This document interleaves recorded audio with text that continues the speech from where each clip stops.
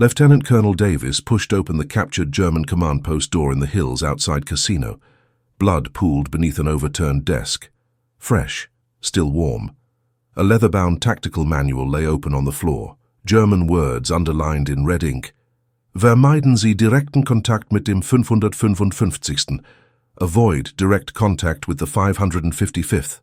Artillery shells screamed overhead, voices outside, German voices, getting closer, boots crunching on gravel.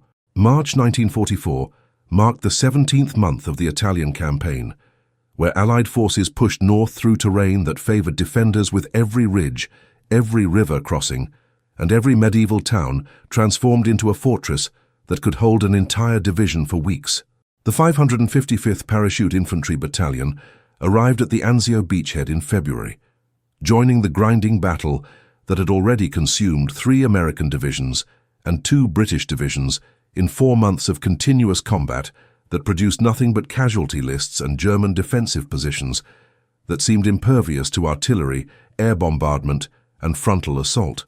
The battalion carried a designation that made them unique in the entire United States Army, a status that every man wore with equal measures of pride and bitter awareness of what it meant, a reality that shaped every training hour, every inspection, every moment of preparation before they even set foot on European soil. They were the first African-American parachute infantry unit in American military history, a fact that meant their failures would be used as proof of racial inferiority by those who opposed integration, while their successes would be dismissed as anomalies or attributed to white officers who led them, creating a situation where they had to be 3 times better than white units just to be considered equal, and 5 times better to earn grudging respect from an army that did not want them to exist in the first place.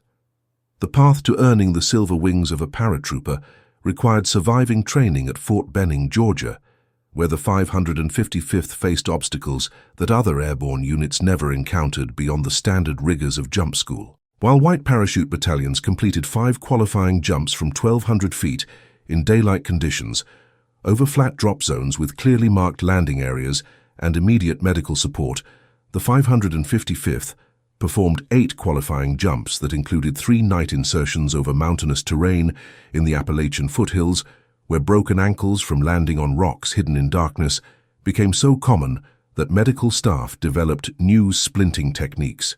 Specifically for the unit, training officers, many of whom openly opposed the existence of a Negro parachute battalion, designed exercises that had never been required of white units, including 72-hour survival courses in winter conditions with no rations, hand-to-hand combat training that left men with broken ribs and shattered teeth, and water jump training in the Chattahoochee River during spring floods that drowned 2 men in the first week and nearly killed 5 more before commanders reluctantly added safety boats to the exercise. The attrition rate among the original volunteers reached 78% before the battalion reached full strength, compared to 42% for white airborne units, creating a force where every surviving man had endured conditions designed not just to train them, but to break them, to force them to quit, to prove the experiment was a failure, so the army could point to the empty barracks and say integration did not work. The men who survived that crucible arrived in Italy, carrying more than weapons and equipment. Private First Class Jackson from Detroit watched white paratroopers from the 504th Parachute Infantry Regiment receive 3-day passes in Naples, while the 555th remained confined to base, despite having higher combat readiness scores, and the quiet fury in his voice when he cleaned his M1 Garand rifle became something his squad mates recognized as dangerous focus rather than complaint. Sergeant Thompson from Atlanta, who had a college degree in engineering that the Army ignored when assigning him to an infantry squad, calculated firing solutions in his head faster than forward observers with rangefinders, turning his intellect into a weapon that made his mortar team the most accurate in the division. Corporal Rodriguez from Texas, who spoke fluent Spanish and Italian, but was classified as Negro under Army regulations due to his African ancestry, became the battalion's primary interrogator after capturing his 7th German prisoner, who spoke more freely to him than to white intelligence officers. The battalion moved into forward positions near the Mussolini Canal, a German-engineered waterway that split the Anzio beachhead and served as the primary defensive line for enemy forces that had contained the Allied landing for 3 months. Their sector included 200 yards of marshy ground that flooded during rain, German pillboxes positioned every 50 meters with interlocking fields of fire, and constant artillery bombardment from German positions in the Alban Hills that could observe every movement in daylight. Supply lines ran through areas under direct observation by enemy forward spotters, which meant resupply convoys only moved at night and often arrived with half their trucks destroyed, leaving units to make decisions about whether to conserve ammunition for defense or use it for planned attacks. Choices that could determine who lived and who died when the next German counterattack came. Intelligence reports from the 2nd Corps headquarters arrived at the battalion command post with increasing frequency as March progressed into April. German prisoners captured by other units revealed something unexpected in their interrogations. An SS Panzer Grenadier from the Hermann Göring division stated that his company commander issued orders to avoid engaging the 555th unless numerical superiority exceeded 3-1. Der Wehrmacht Oberleutnant from the 362nd Infantry Division claimed his battalion received written instructions to withdraw rather than defend positions if facing the Negro paratroopers. Most disturbing was a tactical manual recovered from a destroyed German half-track that contained a full page dedicated to the 555th, describing their combat methods with clinical precision that showed someone had been studying them carefully, analyzing their tactics, and distributing that analysis to German units across the Italian front.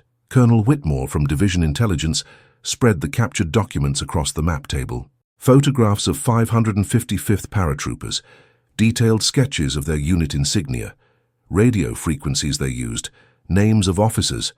Someone was watching, someone was learning, someone was afraid. Lieutenant Colonel Davis picked up the German tactical manual.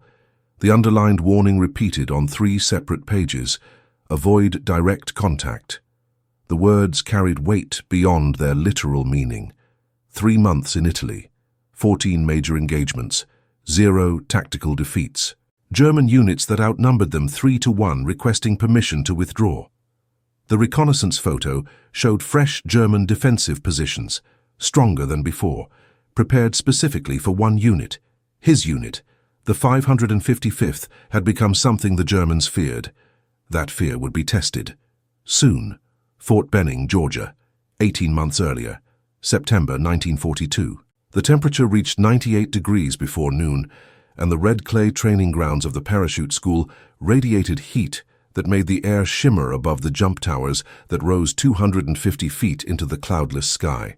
Captain Williams stood beside the training manifest that listed 347 volunteers for the 555th Parachute Infantry Battalion, knowing that Army regulations required him to graduate at least 220 men to form a combat-ready unit, but also knowing that the eyes of every segregationist in the War Department were watching this experiment with hope that it would fail spectacularly and permanently.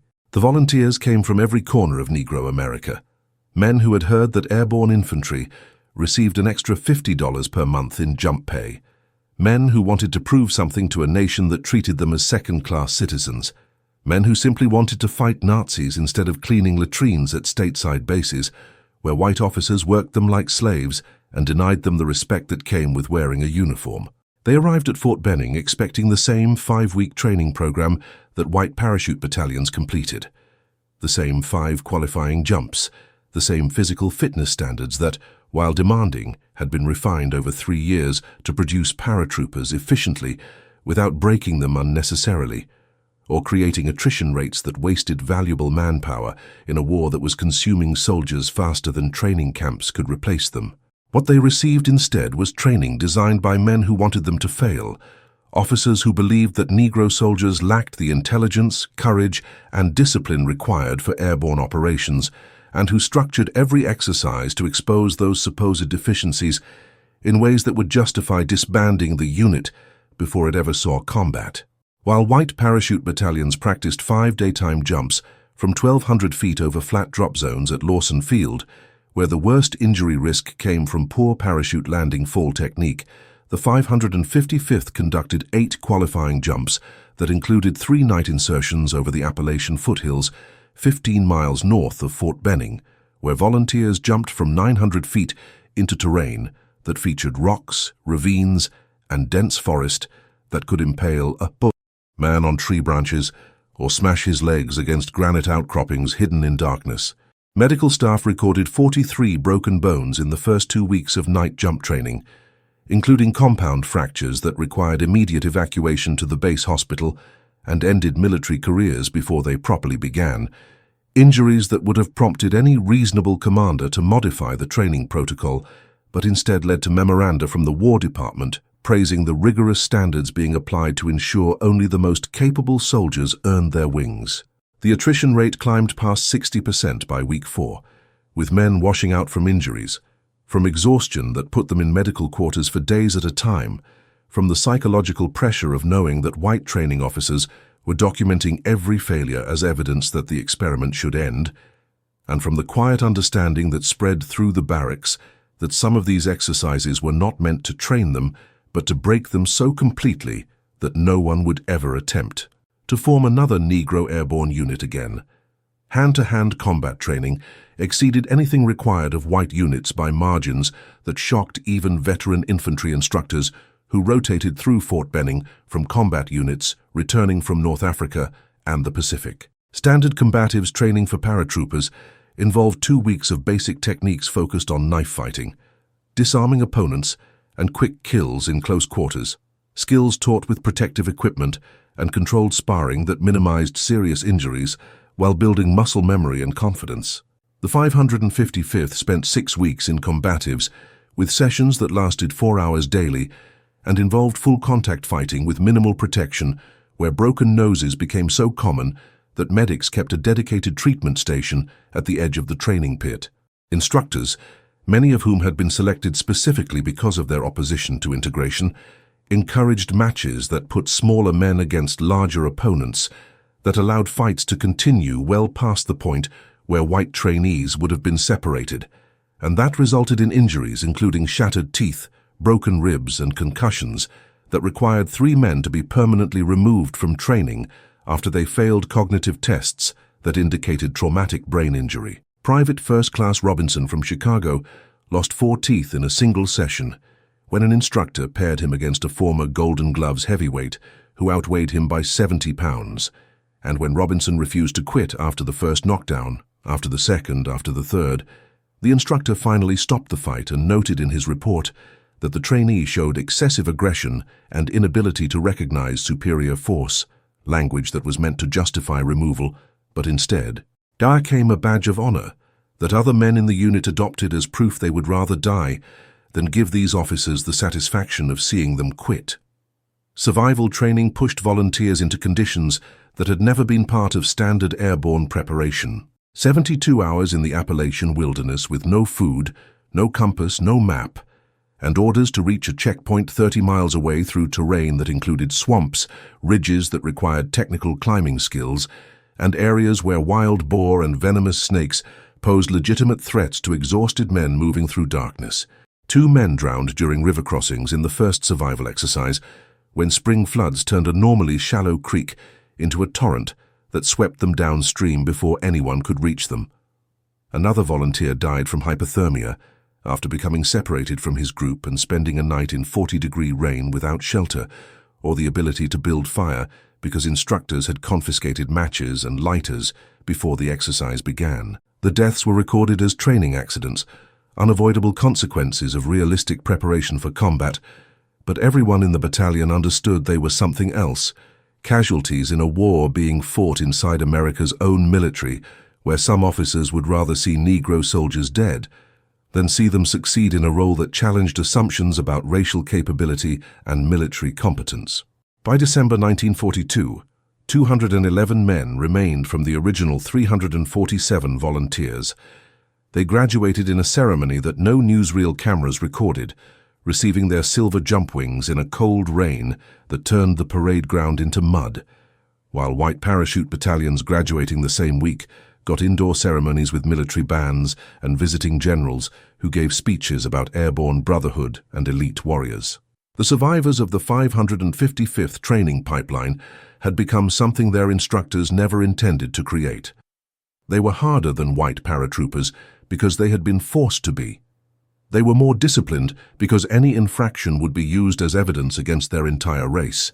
They were angrier, but they had learned to channel that anger into focus so sharp it became dangerous, transforming every insult, every unfair punishment, every death that could have been prevented into fuel that would burn when they finally got to fight an enemy they were allowed to kill.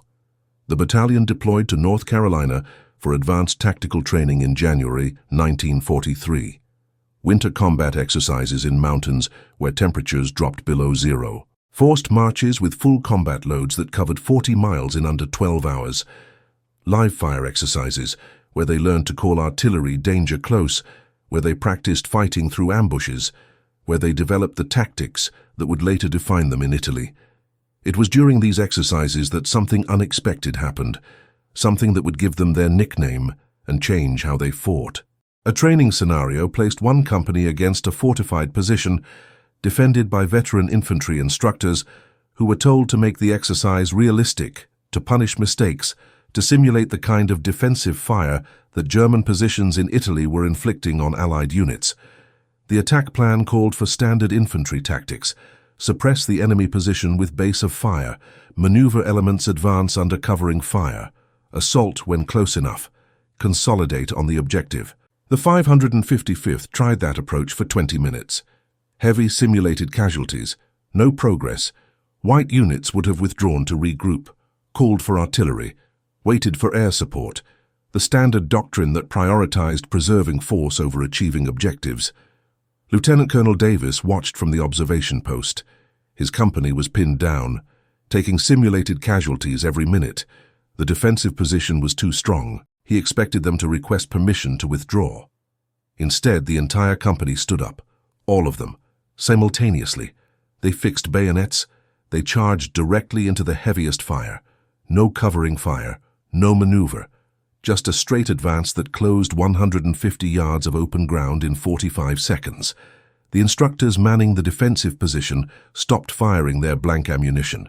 They just stared, 130 men running at them like a freight train, like something that would not stop, like animals that did not understand fear, like rhinoceroses. The position fell in 3 minutes. Complete tactical success.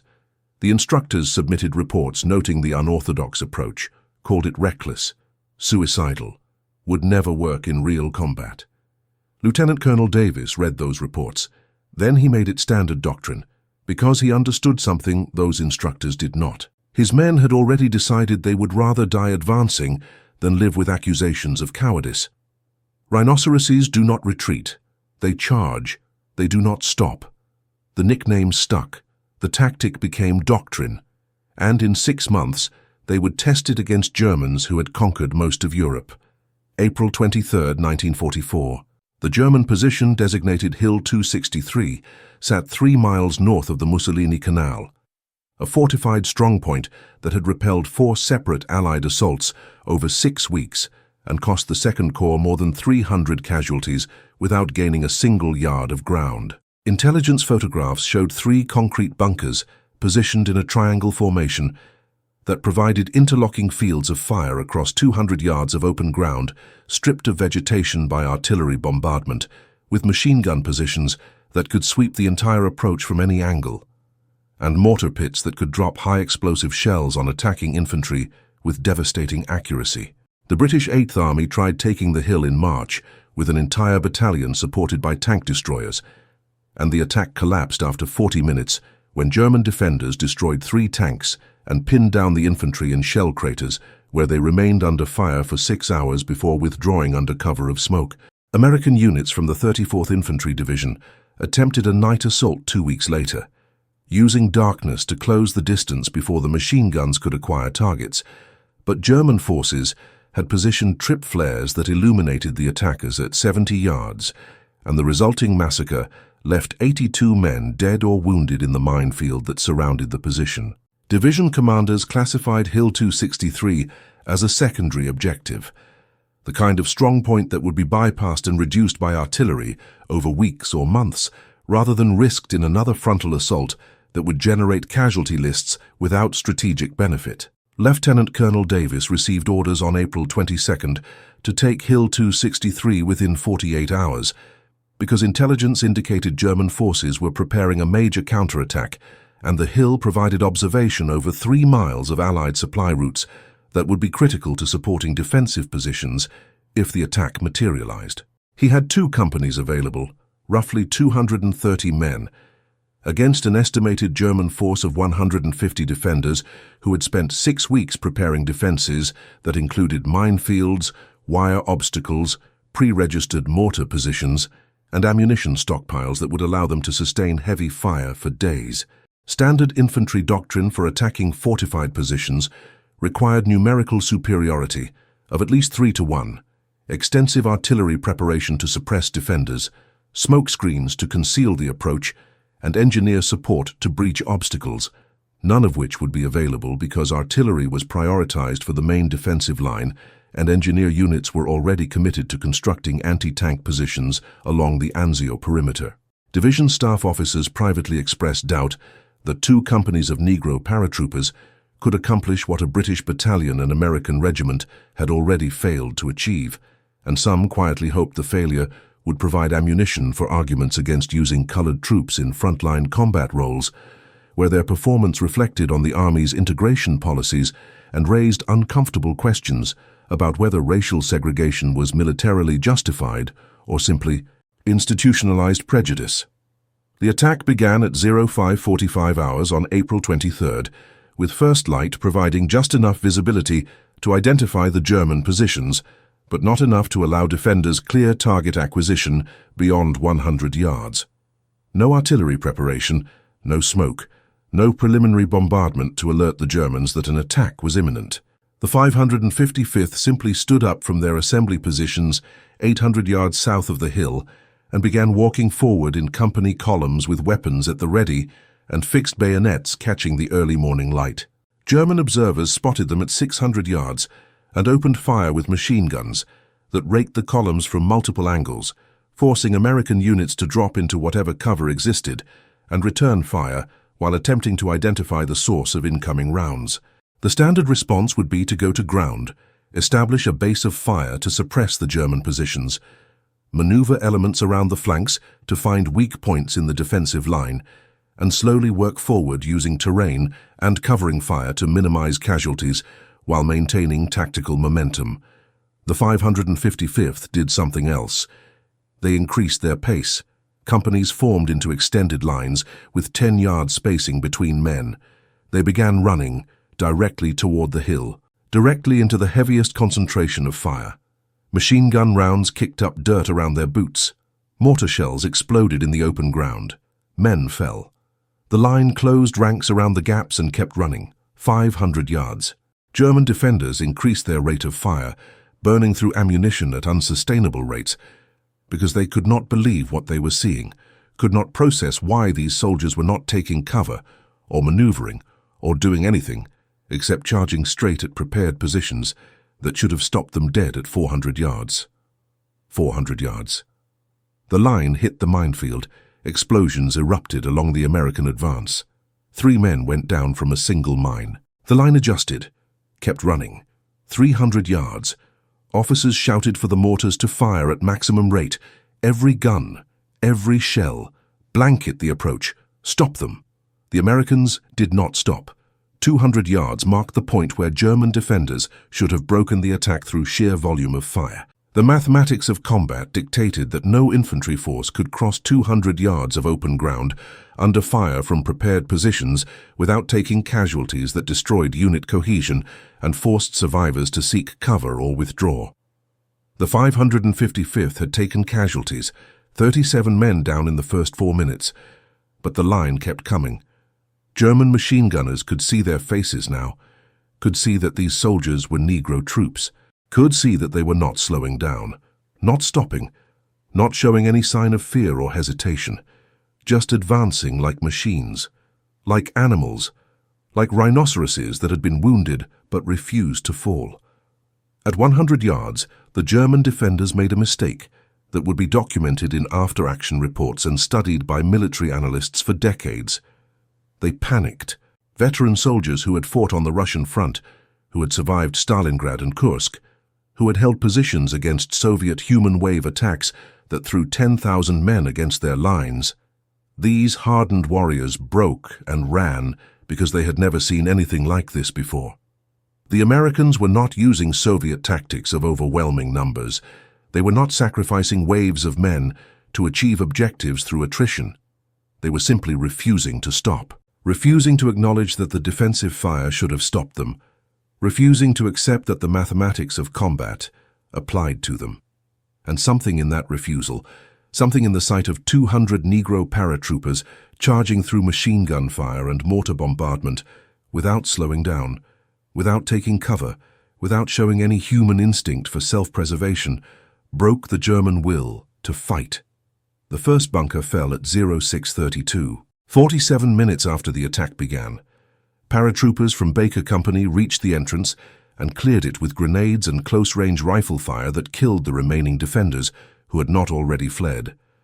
The second bunker surrendered at 0635 when the crew realized they were surrounded and that the Americans were still coming despite having crossed 200 yards under fire that should have been unsurvivable.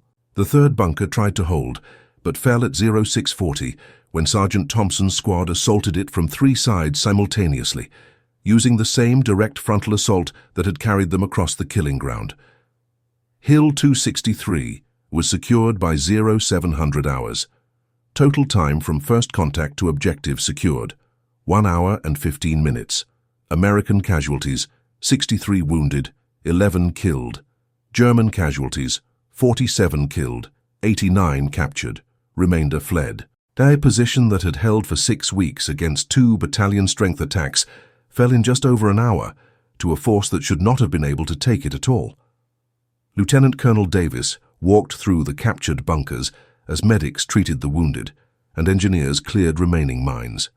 He found the German tactical manual again. Different copy. Same warning. Avoid direct contact with the 555th. Someone had underlined it multiple times. Written notes in the margins in German that his interpreter translated, "They do not stop. Do not engage if possible. Request reinforcement if contact unavoidable." The interpreter looked at the notes, looked at Lieutenant Colonel Davis. "Sir, they are afraid of you." Davis watched his men securing the position, watched them helping wounded soldiers down the hill, watched them organizing defensive positions in case of counterattack, watched them doing what they had been trained to do, what they had chosen to do. Advance. Never stop. Never leave a man behind. Private First Class Jackson from Detroit sat against a bunker wall. Blood soaked through his left sleeve. Medic wrapping the wound. He was arguing, refusing evacuation. His squad was still on the hill. He was not leaving. The medic tried to explain that the wound required surgery. Jackson told him to wrap it tighter. He was not leaving his squad. The medic looked at Lieutenant Colonel Davis for support. Davis shook his head. Let him stay. That was the code. That was what made them different. That was the third reason they were impossible to defeat. Radio crackled. Division headquarters. Congratulations on taking Hill 263. New orders coming. Another position. Another German strongpoint that needed to be taken. How soon could the 555th move out? Lieutenant Colonel Davis looked at his companies. They were already preparing to move, already checking weapons, already helping wounded soldiers who refused evacuation, already ready, because that was what rhinoceroses did. They advanced, they never stopped, and they never left anyone behind. May 9th, 1944. A reconnaissance patrol from Able Company disappeared into the mountains north of Cassino during a routine mission to identify German artillery positions that had been shelling Allied supply convoys along Highway 6. The patrol consisted of 12 men led by Sergeant Thompson, carrying 3 days of rations and radio equipment that would allow them to call for fire support if they located enemy positions worth targeting. They were supposed to return within 36 hours. When 48 hours passed without radio contact, Division intelligence classified them as missing in action, likely captured or killed by German patrols that controlled the mountainous terrain and had been systematically eliminating Allied reconnaissance teams that ventured too far beyond established lines. Standard military protocol for missing patrols in hostile territory recommended waiting 72 hours for the team to return on their own, then conducting aerial reconnaissance to search for survivors, and finally classifying the men as prisoners of war or killed in action, based on whether enemy forces reported captures through Red Cross channels. The protocol existed because sending rescue missions into unknown territory, where one patrol had already been lost, risked losing even more men in what military planners called good money after bad. The tactical calculus that accepted small losses rather than compounding them with larger casualties, that achieved nothing except satisfying emotional needs that had no place in professional military operations. Lieutenant Colonel Davis received the missing patrol report at 0800 hours on May 10th.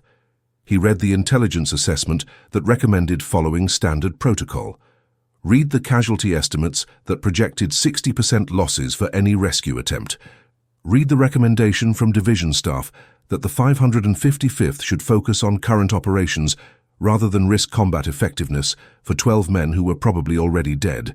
He burned the recommendation in his field stove and assembled every available man in the battalion. 398 paratroopers formed up in the assembly area as Davis stood on an ammunition crate so everyone could see him and explained the situation in words that left no room for interpretation or debate. 12 men from Able Company were missing somewhere in 20 square miles of German-controlled mountains. Division Command recommended leaving them. The 555th had a different policy that every man present knew by heart, even though it had never been written down or included in any official orders. No man gets left behind, ever. Not captured, not wounded, not missing, not dead. If you wore the silver wings of the 555th, your brothers would find you or die trying, because that was the promise they made to each other in the only code that mattered more than army regulations or tactical doctrine or the opinions of officers who thought Negro soldiers were expendable. The search operation began at noon on May 10th, with 4 platoons moving into the mountains along different axes of advance, while artillery units prepared fire missions to support them if they made contact with German forces. Radio operators maintained constant communication schedules, even though transmitting revealed their positions to enemy direction-finding equipment that could call artillery down on them within minutes. They searched for 18 hours straight, without finding any trace of the missing patrol, until Private First Class Jackson's squad discovered blood on rocks near a destroyed German observation post that showed signs of recent combat, including expended American rifle brass and German equipment scattered across the position. The blood trail led north into terrain so steep that men had to climb using hands and feet, moving through areas where German snipers could have killed them easily if anyone had been watching. But the search continued through the night, because stopping meant abandoning 12 men who might still be alive and waiting for help. That would determine whether the code meant anything or was just empty words that sounded good until keeping the promise became difficult. 71 hours after the patrol disappeared, a forward observer heard small arms fire echo through a ravine 5 miles north of the last known position. Radio transmission followed. Weak signal. Thompson's voice. Under attack. Low ammunition. 7 men still alive. 5 wounded. Germans surrounding their position. Cannot hold much longer. Division Command monitored the transmission, calculated the distance, calculated the enemy strength in the area, calculated the time required to reach the position, recommended that Thompson surrender to preserve lives. Thompson's response crackled through radio speakers across the Allied command network. Not going to happen. We hold until extraction or until we are dead. No surrender. The transmission ended. Division staff officers looked at each other, looked at the maps, looked at the casualty projections, recommended that the 555th withdraw and allow artillery to provide covering fire for Thompson's retreat if he could break contact. Lieutenant Colonel Davis acknowledged the recommendation, ignored it, ordered every available man to Thompson's position, maximum speed. The Rhinoceroses were coming. They reached the ravine at 0230 hours on May 13th. Thompson's patrol was surrounded in a stone farmhouse by approximately 40 German infantry from the 362nd Division, who had been using the position as a staging area for patrols, and were content to wait for the Americans to run out of ammunition rather than assault a fortified position that would cost casualties even against a numerically inferior force. The German commander probably expected reinforcements to arrive and overwhelm the trapped Americans, or expected them to surrender once they realized no rescue was coming, or simply expected them to die slowly from wounds and dehydration because 3 days without resupply meant they had no water, no medical supplies and no ammunition beyond what they had started with minus everything they had already expended defending themselves. What the German commander did not expect was 150 American paratroopers emerging from the darkness at a full run, not bothering with suppressing fire or tactical maneuvers, just charging directly at his positions from 3 sides simultaneously, while firing from the hip and screaming loud enough to wake everyone in the valley. The Germans broke and ran. Again. Not because they were outnumbered, which they were not by enough to matter tactically. Not because they were outgunned, because the Americans had already been in combat for hours and were low on ammunition themselves. They ran because they recognized the 555th, recognized the tactics, recognized that these soldiers did not stop coming no matter what you threw at them, recognized that fighting the rhinoceroses meant dying because they never retreated and they never stopped until everyone in front of them was dead or running. The farmhouse was secured in 9 minutes, with 0 American casualties beyond the wounded from Thompson's original patrol. Thompson saluted Lieutenant Colonel Davis with his left hand because his right arm was in an improvised sling made from parachute cord and strips of uniform. "Knew you would come, sir. Always." Davis looked at the 7 survivors. 3 could not walk. 2 had lost so much blood they needed immediate transfusions. All of them were conscious. All of them were smiling. "Let us go home." The extraction took 6 hours through German-controlled territory. Thompson's wounded rode on improvised stretchers carried by men who had just fought through the night and had not slept in 36 hours. German patrols spotted them twice. Both times the 555th formed defensive perimeters and prepared to fight rather than abandon the wounded. Both times the German patrols withdrew without engaging. The story spread through German units in Italy. "The Negro paratroopers will come for their wounded. They will fight through anything to retrieve their people. Do not engage them if avoidable. If engagement is unavoidable, withdraw rather than defend.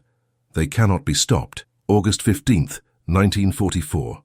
Operation Dragoon, southern France. The 555th conducted combat jumps into German positions with mission orders to secure crossroads that would cut off retreat routes for enemy forces falling back from the Mediterranean coast. They found themselves surrounded within 4 hours of landing, facing elements of 2 German divisions that had been positioned specifically to destroy Allied airborne units before they could consolidate. Numerical disadvantage, 4-1. No supply drops scheduled for 48 hours. Artillery support unavailable because forward observers had been killed in the initial landing. Radio communication compromised because half the battalion's radios had been destroyed in hard landings or lost in equipment bundles that drifted into German positions. Division Command monitored the situation from headquarters in Italy and prepared casualty notifications for the families of 398 men who were about to be destroyed in a battle they could not possibly win. The 555th did not know they were supposed to lose. They organized defensive positions in a village that provided minimal cover and prepared to hold until relieved or dead, whichever came first. German forces attacked at dawn with combined arms assault that included armor support, artillery preparation, and infantry waves that should have overrun the American positions in 30 minutes. The attack failed. German commanders regrouped. Attacked again at noon. Failed again. Attacked at sunset. Failed. Attacked at midnight. Failed. Attacked at dawn on the second day. Failed. The attacks continued for 53 hours. The 555th never retreated, never surrendered, never stopped fighting. Wounded men reloaded magazines for soldiers who could still shoot. Men who ran out of rifle ammunition used captured German weapons. Men who ran out of grenades used rocks and bayonets. The defensive line never broke, never bent, never showed any sign of collapsing under pressure that should have annihilated them completely. Relief forces from the 45th Infantry Division reached the village on August 17th to find 311 survivors of the 555th still holding their positions against German forces that were withdrawing rather than continue attacking. The battalion had suffered 87 casualties, including 23 dead.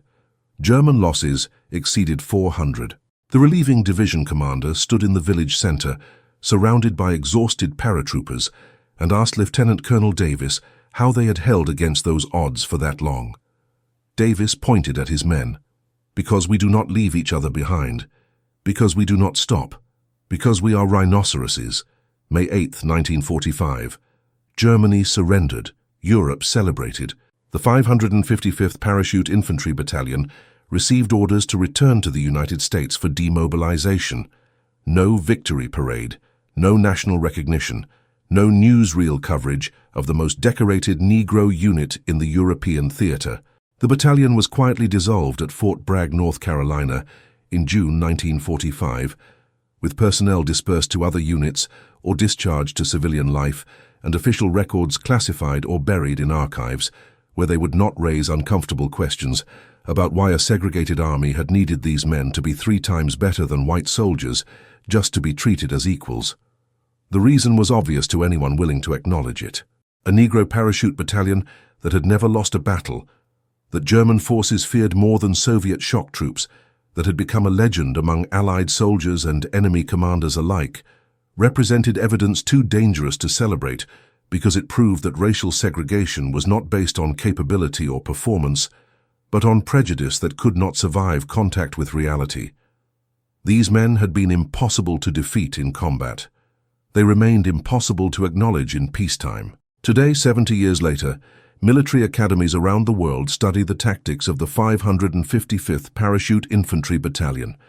Staff colleges teach the Rhine defense, analyze Hill 263, examine Operation Dragoon. The lessons are taught, the tactics are preserved. The nickname is remembered by military historians who understand what it meant, but most Americans have never heard of the Rhinoceros Battalion, have never learned about the men who were trained to fail and refused, who were given impossible missions and accomplished them, who were told they were inferior and proved they were extraordinary. Perhaps the silence continues because some truths remain too dangerous, because admitting what these men achieved means admitting what was done to them, because celebrating the rhinoceroses means condemning everyone who tried to stop them. The 555th proved that courage has no color, that excellence transcends prejudice, that when you refuse to stop advancing, when you never leave anyone behind, when you transform injustice into fuel for something greater, you become unstoppable. They were impossible to defeat in war. They remain impossible to forget in history.